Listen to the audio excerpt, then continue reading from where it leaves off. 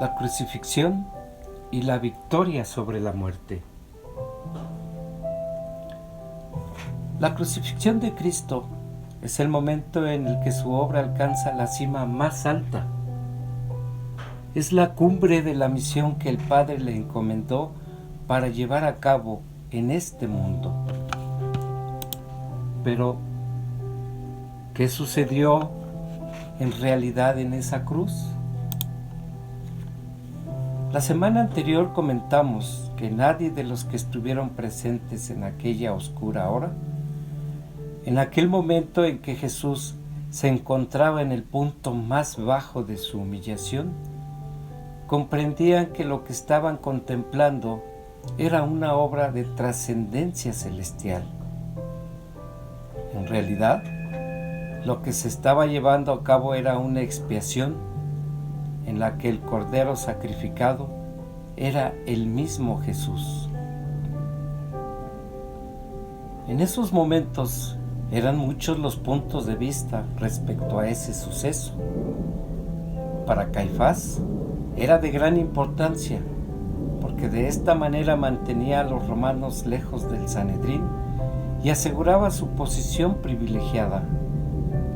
Para Pilato, que también tenía un tinte político, era la forma de calmar a todos aquellos que deseaban la muerte de Jesús y así evitar problemas con el César. Para el ladrón en la cruz significaba el arrepentimiento y el perdón al reconocer a Jesús como Hijo de Dios. Pero nadie se dio cuenta de que era una expiación que tendría un alcance tal que llegaría hasta la consumación de los tiempos.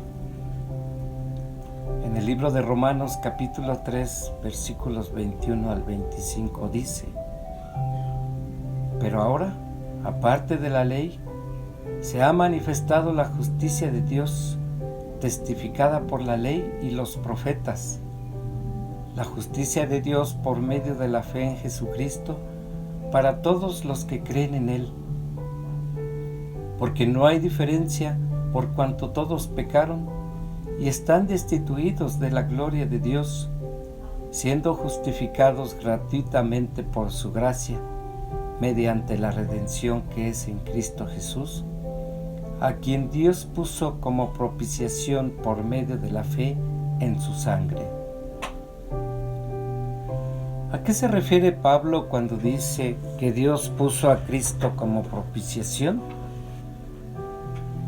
Para los judíos, el día de la expiación anual se llevaba a cabo cuando el sumo sacerdote era consagrado para llevar una tarea especial. Tenía que realizar una ofrenda de un novillo como sacrificio. Después, tomaba 2 machos cabríos y uno de ellos era tomado como macho cabrío expiatorio y enviado al desierto, muy lejos, llevando los pecados del pueblo, y el otro era sacrificado. Acto seguido, el sumo sacerdote realizaba los ritos de su limpieza para poder entrar al lugar más sagrado de Israel, al lugar santísimo, llevando la sangre del cordero cabrío sacrificado para rociarla sobre el propiciatorio que era el trono de Dios.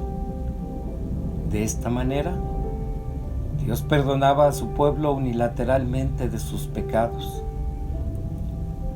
Pero dar un perdón sin expiación, sin derramamiento de sangre, significaba violar su propia justicia, justicia que exige un castigo. De esta forma, en este ritual de expiación que efectuaban en el Antiguo Testamento, era el sacrificio de sangre para propiciar la ira de Dios y así satisfacer su justicia ofendida. El autor del libro de Hebreos nos dice que la sangre de los machos cabríos y toros no pueden expiar a nadie de sus pecados, ni pueden hacer perfecto a un hombre en cuanto a su conciencia. Estos rituales tan elaborados no tienen ningún poder para salvar a nadie ni limpiarlo de sus pecados, ya que tienen que ver con comidas y bebidas y lavamientos del cuerpo. La sangre del macho cabrío no tiene ningún valor inherente para llevar a cabo la propiciación. Entonces podemos preguntar, ¿cómo fueron perdonados los pecados en aquel entonces? La respuesta es que la sangre de esos animales apuntaba a una realidad que milenios más tarde se cumpliría cuando la sangre de Cristo se derramara en la cruz, y así, sobre esta base, el pueblo era perdonado. Por otro lado, en la cruz podemos ver un acto de redención, un acto de compra. Es un acto que por un elevado precio fue pagada nuestra deuda. ¿Cuál era la deuda que estaba pagando el Señor? En el Antiguo Testamento, cuando una persona tenía algún adeudo con un semejante, si no podía cubrirlo económicamente, ofrecía sus servicios para cumplir con el compromiso. Si en este tiempo el deudor empezaba alguna relación con una muchacha y su tiempo llegara a su fin, la novia quedaría en la servidumbre y la única forma de liberarla era pagando para redimir a su novia.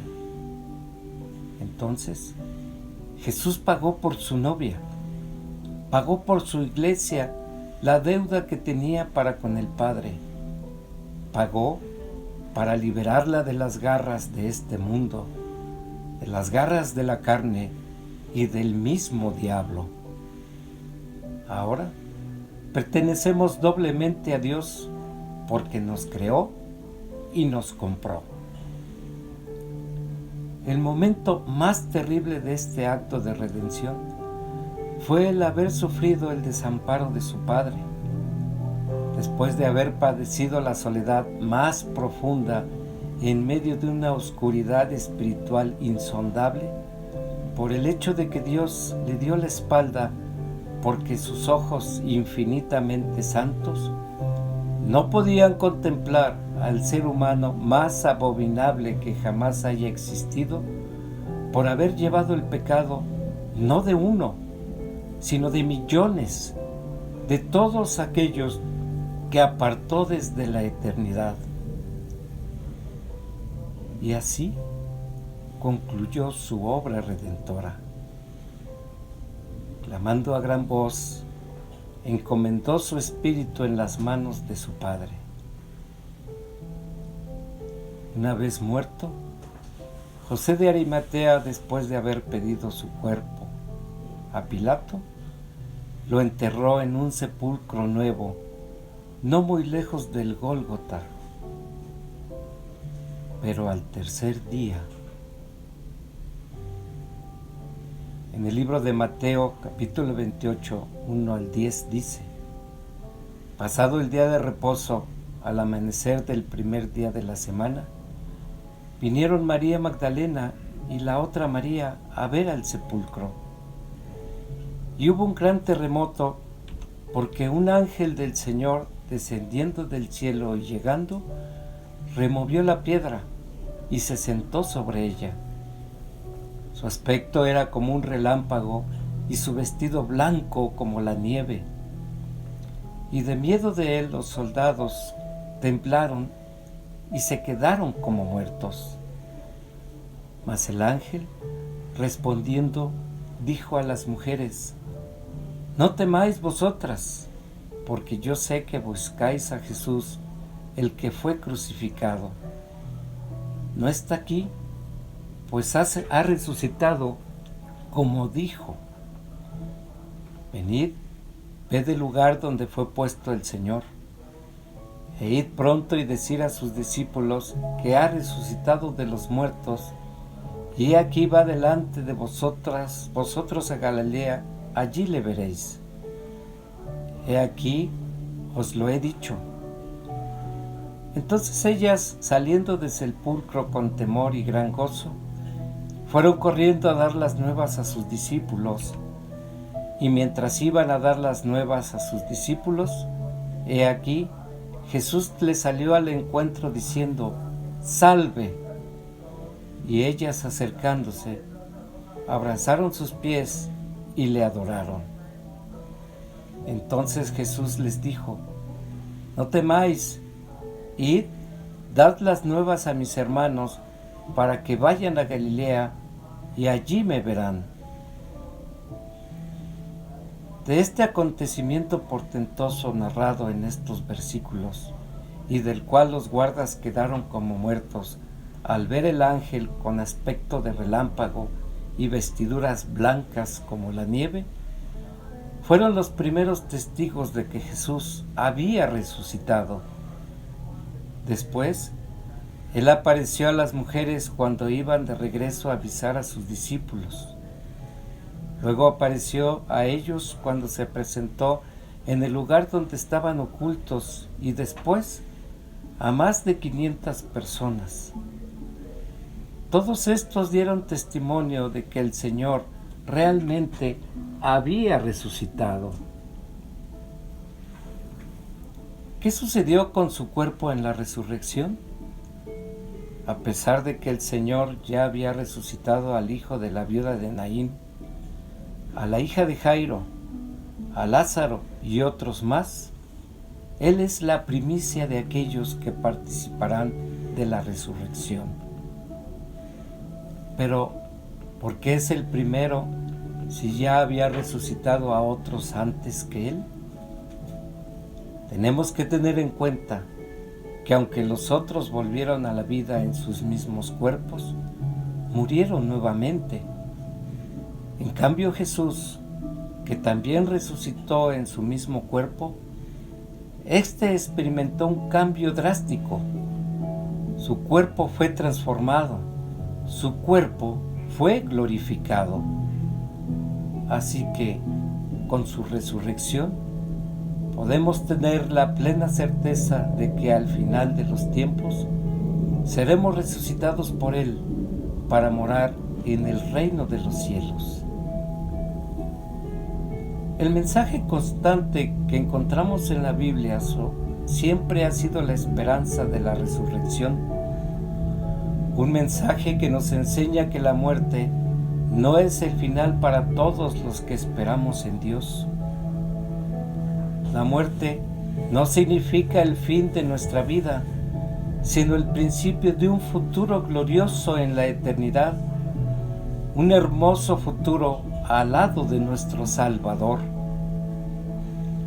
En el Antiguo Testamento encontramos muchos ejemplos de cómo la vida siempre ha sido la promesa de Dios hacia los suyos. Abraham, siendo obediente a Dios, llevó a su hijo para sacrificarlo, seguro de que Dios tenía el poder para levantar a alguien de entre los muertos. Hebreos 11:19. En Isaías 26:19 leemos: tus muertos vivirán, sus cadáveres resucitarán. El salmista declaró: pero Dios redimirá mi vida del poder del Seol, porque Él me tomará consigo. Salmo 49:15. A Daniel le habló Jehová diciendo: y muchos de los que duermen en el polvo de la tierra serán despertados, unos para vida eterna. Daniel 12:2. La promesa de la vida siempre ha sido la esperanza del pueblo de Dios, una esperanza que descansa en la resurrección de Jesucristo. Con ella tenemos la plena garantía de que la nuestra es una realidad. Resucitaremos con un nuevo cuerpo, glorioso y apto para un orden superior de vida. Este evento es el punto central de nuestra fe. Todo lo que creemos, todo lo que somos y esperamos se basa en esta realidad. Sin la resurrección no habría cristianismo. El mensaje constante de la palabra hablada por Jesús es la gloriosa esperanza de que Él nos levantará de la tumba. Un mensaje que nos enseña que la muerte no tiene ningún poder sobre nosotros, porque Jesús el Cristo la venció en el momento de levantarse del sepulcro. La muerte no es el final para todos aquellos que creen en Él. Así que, por cuanto un hombre entró la muerte en el mundo, también por un hombre la resurrección de los muertos. En Adán todos morimos, pero en Cristo Jesús seremos vivificados. La muerte fue vencida en esa mañana gloriosa. Muchas gracias. Que Dios les bendiga ricamente en estos días santos. Hasta luego.